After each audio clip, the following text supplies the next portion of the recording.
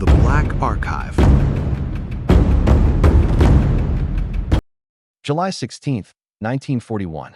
East Prussia. The air inside the Wolf's Lair felt unusually heavy that afternoon. Outside, rainwater collected in puddles beneath the pine trees surrounding Hitler's heavily fortified headquarters.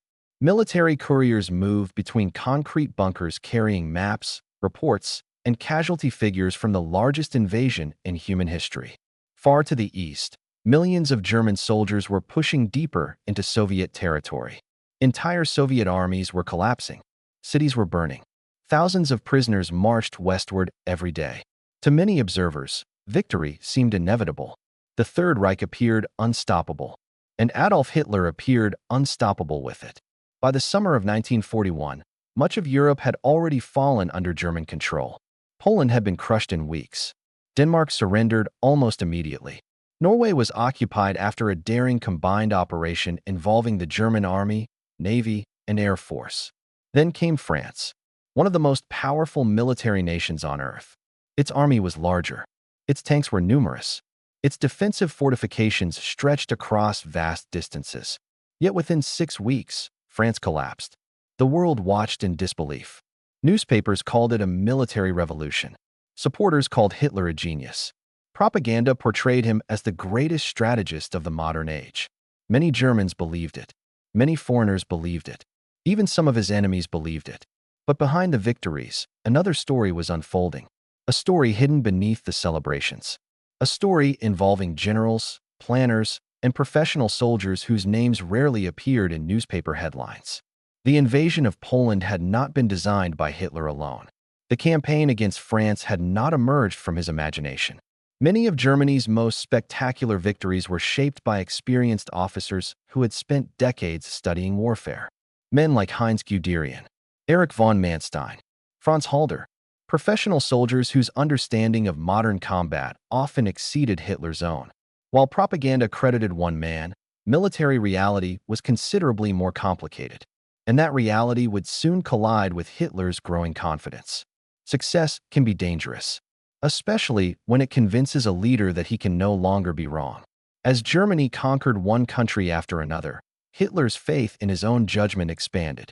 Every victory reinforced his belief that instinct mattered more than expertise, that political will mattered more than military planning, that he understood war better than the men who had spent their lives preparing for it. Then came Operation Barbarossa. June 22, 1941. The invasion of the Soviet Union. Nearly 3 million German soldiers crossed the border. It was the largest military operation ever launched. For Hitler, this was more than a campaign. It was personal. He viewed the Soviet Union not merely as an enemy, but as the central target of his ideological vision. He believed the German people deserved vast new territories in the East. He believed the Soviet state was weak. He believed the campaign would end quickly. According to several accounts from the period, Hitler often compared the Soviet Union to a rotten structure that would collapse once the front door was kicked in. But war rarely follows ideology, and reality rarely respects arrogance. In the opening months, German forces achieved staggering victories. Entire Soviet armies were surrounded. Hundreds of thousands of prisoners were captured. Thousands of tanks were destroyed. The advance seemed unstoppable. Yet beneath the surface, warning signs were appearing. Distances were enormous.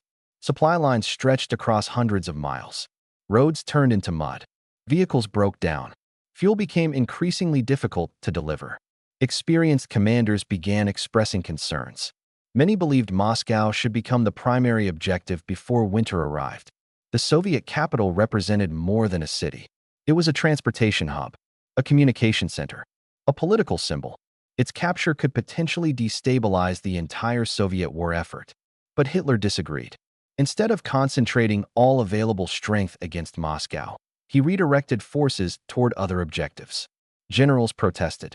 Hitler refused. The advance slowed. Weeks passed, then months. When German forces finally launched their full assault toward Moscow, winter had arrived. Temperatures plummeted. Engines froze. Weapons malfunctioned. Men died from exposure, and the city remained unconquered. For many historians, this marked one of the most consequential strategic decisions of the entire war. But it would not be the last.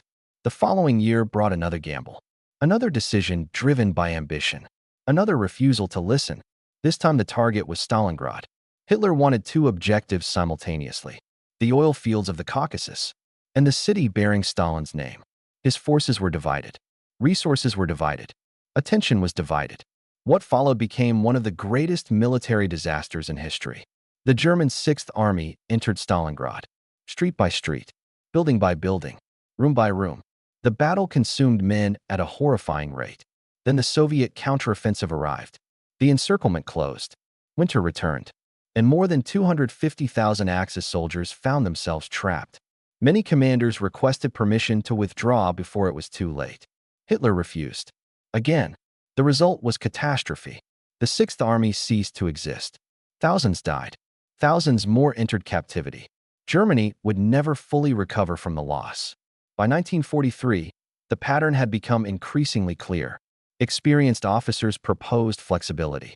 Hitler demanded rigidity. Generals requested withdrawals. Hitler ordered positions held at all costs. Military reality suggested caution. Hitler demanded offensives. Again and again, battlefield decisions became tied to personal pride. And pride is a poor substitute for strategy. The image of Hitler as a military genius survived for years, partly because propaganda had carefully cultivated it, partly because early German victories were so dramatic that many assumed they could only have been achieved through extraordinary leadership. But the deeper historians examined the war, the more complicated the picture became. Many of Germany's greatest successes occurred when experienced military professionals retained significant influence over planning and operations. Many of its greatest disasters occurred when Hitler increasingly centralized decision-making around himself. Perhaps the greatest irony is that the victories which convinced Hitler of his genius may have helped create the conditions for his downfall. Success strengthened his confidence. Confidence became certainty. Certainty became arrogance. And arrogance became disaster. The Third Reich did not collapse in a single battle. It collapsed through a series of decisions. Decisions made by a man who increasingly believed he could not be wrong. Perhaps history's most dangerous battlefield is not a forest, a city, or a mountain. Perhaps it is the human mind. Because once a leader stops listening, defeat often begins long before the shooting ends. And by the time Adolf Hitler realized that reality would not obey his vision, Germany was already losing the war.